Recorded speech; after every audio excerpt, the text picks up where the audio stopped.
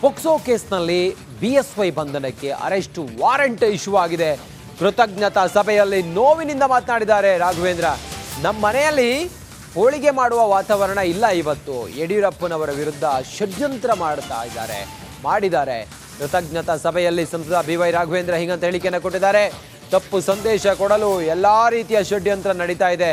ಹೋಳಿಗೆ ಊಟ ಮಾಡುವಂಥ ಸಂದರ್ಭ ಇಲ್ಲ. ನಾನು ಗೆದ್ದಿದ್ದೀನಿ, ಹೌದು, ನಾನು ಸಂಸದನಾಗಿದ್ದೀನಿ, ಆದರೆ ಸಂಭ್ರಮಿಸುವಂಥ ಸಮಯ ಇದಲ್ಲ.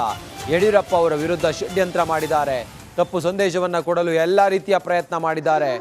ನೋಡಿ, ಯಡಿಯೂರಪ್ಪ ಅವ್ರನ್ನ ಹೆಣೆಯೋದಕ್ಕೆ ಇದೆಲ್ಲ ಮಾಡಿರೋದಿದು ಅಂತೇಳಿ BY ರಾಘವೇಂದ್ರ ಹೇಳಿದ್ದಾರೆ. ಹಾಗಾದರೆ BY ರಾಘವೇಂದ್ರ ತಮ್ಮ ತಂದೆಯವರ ಮೇಲೆ ಕೇಳಿ ಬಂದಿರುವಂಥ ಆರೋಪದ ಬಗ್ಗೆ ಈ ಷಡ್ಯಂತ್ರ ಅಂತೇಳಿ ಹೇಳುವ ಮೂಲಕ ಏನೇನು ಮಾತಾಡಿದ್ದಾರೆ ಮುಂದುವರಿದು ಅನ್ನೋದನ್ನು ನೋಡೋಣ ಬನ್ನಿ.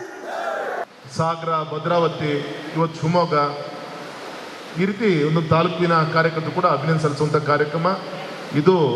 ನನ್ನನ್ನು ಸನ್ಮಾನ ಮಾಡ್ಕೊಳ್ಳುವಂಥ ಕಾರ್ಯಕ್ರಮ ಅಲ್ಲ.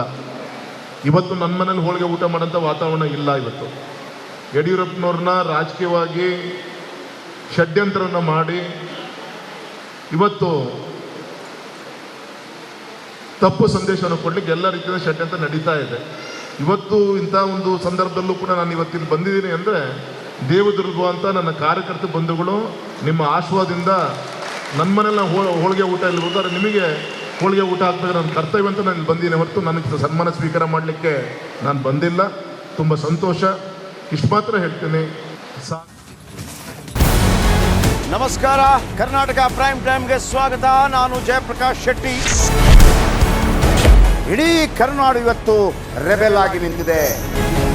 ಈ ಹಗರಣಗಳನ್ನು ಸದನದಲ್ಲಿ ಪ್ರಸ್ತಾಪ ಮಾಡಲು ಕೂಡ ಕಾಂಗ್ರೆಸ್ ಹಿಂದೇಟು ಹಾಕಿದ್ದೇಕೆ? ನಿಮ್ಗೆ ಸಂಬಳ ಅದಕ್ಕೆ, ನಿಮಗೆ ವಾಹನ ಅದಕ್ಕೆ, ನಿಮಗೆ ವೆಪನ್ ಅದಕ್ಕೆ, ನೀವು ಅದನ್ನು ಸೆರೆ ಹಿಡಬೇಕಾಗಿತ್ತು. ನೀವು ವಿದ್ಯುತ್ ಬರ ಇದೆ ಅಂತ ಹೇಳ್ತಾ ಇದ್ದೀರಿ. ಎಲ್ಲಿ ಬರ ಇದೆ ನೀವು ಹೇಳಬೇಕು. ಪಾಕಿಸ್ತಾನ್ ಆಕ್ಯುಪೈಡ್ ಕಾಶ್ಮೀರ್ ಅದು ಎಂದೆಂದಿಗೂ ನಮ್ಮದು. 40 ಮೆಷಿನ್ಗಳು ತಂದಿತ್ತು ನೋಟ್ ಎಣಿಸುವುದಕ್ಕೆ, ಅದೇ ಹಾಳಾಯಿತು. ಮಥುರಾದ ಗಲಾಟೆ ಇದೆಯಲ್ಲ, ಅದು ಸ್ಥಳೀಯವಾಗಿ ಕೂತು ಪರಿಹರಿಸಬಹುದಾದಂಥ ಕಾನೂನಿದೆ. ಗ್ಯಾರಂಟಿ ಯೋಜನೆಯಿಂದ ನಷ್ಟ ಆಗಿದೆ, ಲಾಭ ಆಗಿದೆ, ದಯವಿಟ್ಟು ಹೇಳಿ. Dawood Ibrahim most wanted criminal ಯಾವಾಗಾದ ಅಂದರೆ ಇಲ್ಲಿ ತನಕ ಭಾರತ ದೇಶದಲ್ಲಿ ಓರ್ವ ದಲಿತ ಪ್ರಧಾನಿಯಾದಂಥ ಇತಿಹಾಸವೇ ಇಲ್ಲ. ರಿಪಬ್ಲಿಕ್ ವರ್ಲ್ಡ್ ಆಪ್ ಇದು ಕೇವಲ ಅಪ್ಲಿಕೇಶನ್ ಅಲ್ಲ, ಸಮಗ್ರ ಸುದ್ದಿಗಳ ಸಂಪರ್ಕ ಮಾರ್ಗಕ್ಕೆ ಕ್ರಾಂತಿಕಾರಿ ಬದಲಾವಣೆ.